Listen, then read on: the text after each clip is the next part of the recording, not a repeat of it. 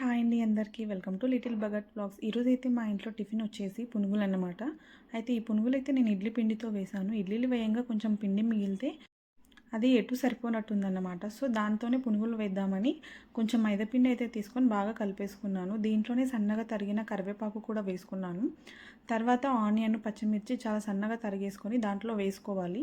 దీంట్లోనే కొంచెం జీలకర్ర, సాల్ట్ కూడా వేసుకొని లాస్ట్లో అయితే కొంచెం సోడా వేసుకోవాలి. ఎక్కువ సోడా వేసుకుంటే ఆయిల్ ఎక్కువ పట్టేస్తుందన్నమాట. తర్వాత సాల్ట్, సోడా వేసుకున్న తర్వాత వీటన్నిటిని బాగా కలిపేసుకోవాలి. దీనికి ఎక్కువ నానాల్సిన అవసరం ఏం లేదన్నమాట పిండి. సో వెంటనే మనమైతే పునుగులు వేసుకోవచ్చు. నెక్స్ట్ అయితే నేను స్టవ్ పైన కడాయి పెట్టేసుకొని దాంట్లో ఆయిల్ అయితే వేసేసుకున్నాను. తర్వాత ఆయిల్ కొంచెం వేడి అయిన తర్వాత నేను ఇక్కడ చూపించే విధంగా చిన్న చిన్నగా అయితే పునుగులు అయితే వేసేసుకోవాలి. ఇలా మొత్తం వేసేసుకున్న తర్వాత గోల్డెన్ కలర్లో వచ్చేంత బాగా వేగనివ్వాలి. తర్వాత వీటికి కాంబినేషన్లో నేనైతే పల్లి చట్నీ చేశాను. టేస్ట్ మాత్రం చాలా బాగుంది. ఈ పునుగులు అయితే చాలా సాఫ్ట్గా క్రిస్పీగా అయితే వచ్చాయి. మీరు కూడా ఒకసారి తప్పకుండా ట్రై చేయండి.